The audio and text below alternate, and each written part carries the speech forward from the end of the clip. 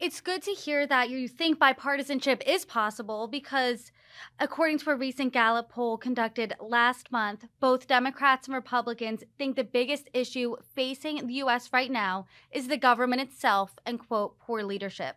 This outranks inflation, immigration, and the economy in general. So, how are you working to address the fact that the American people have this sense of loss of trust in the government?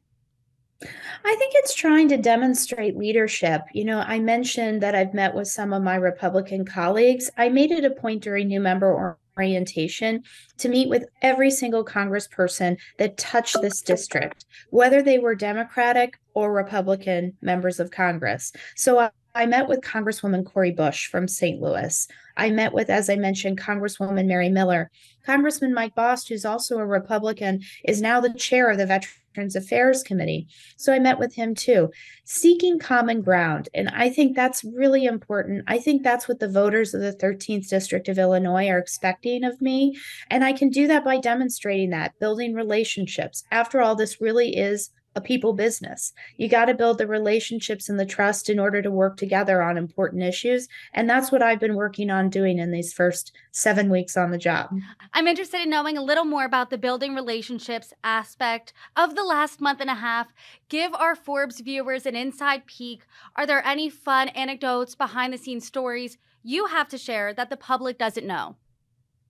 Well, I give you one more example. When I first met Congressman Nunn from Iowa, he and I were joking about the fact that in Iowa and in Illinois, our hometowns host the state fairs. So he had suggested, he said, let's do an exchange program. I'll come to your state fair if you come to my state fair.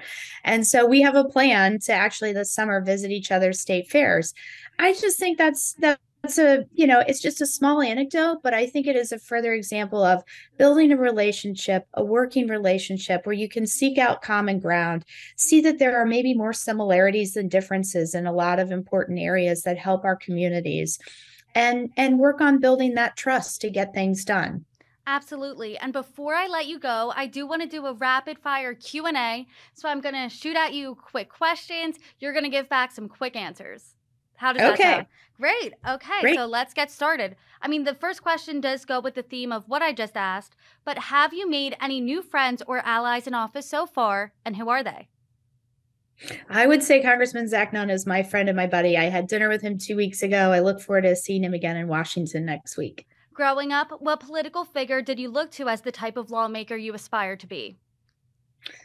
I would say Senator Paul Simon was one of them. I'd also say Congressman Lane Evans, who represented the 17th district in Illinois, just north. He was a real labor supporter, working families champion, good person.